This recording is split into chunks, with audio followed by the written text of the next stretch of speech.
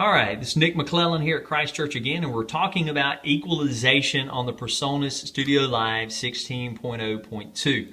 It's really a great little board from that perspective in that everything that you need is right here in this equalization section. You'll notice that you have the low, the mid, and the high with a sweep and a gain or attenuation knob on each one of those. Now it's important that you make sure that the button is turned on, because if you do this, if they are not lit, it doesn't matter what you do here, it's not going to have any effect on the sound.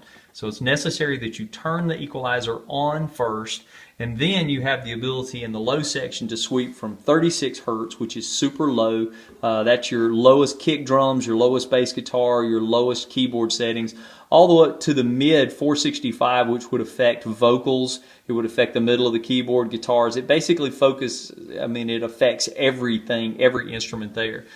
So that's your low. If you turn it to the right, it increases the signal. If you turn it to the left, it decreases the signal, attenuates or detenuates, however you want to do it.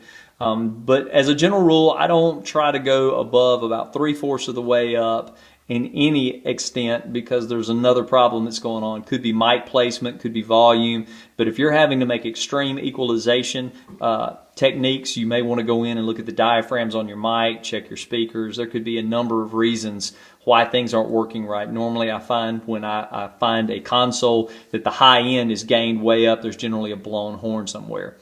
All right, the mid is going to be the area that is going to create the feedback issues. It's going to give you the harshness of sound in your vocals, in your instruments when it sounds really loud, but you know the volume is not turned up that much, but people are like, this is hurting my ears. Most of the time your frequency is going to be somewhere from about 1.6 up to this 3.5 range, which is the upper end of the mid frequency right here. And again, you can turn things up and turn them down based on that. This is where you just have to use your ears.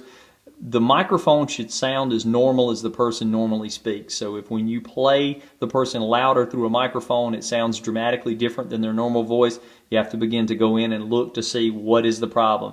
Is it too mid-rangey? Is it too bassy? Is it too trebly?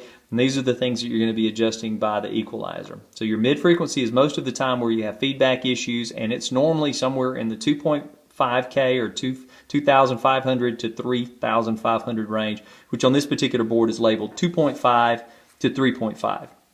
The last section that we'll deal with in equalization is the high. This would be the brilliance of the cymbals. This would be the brilliance and the sibilance of the S's on the vocals. This would be the top end of the keyboard, the high end of the guitar, anything that produces any sound above 1,400 hertz, or is labeled on this particular console 1.4.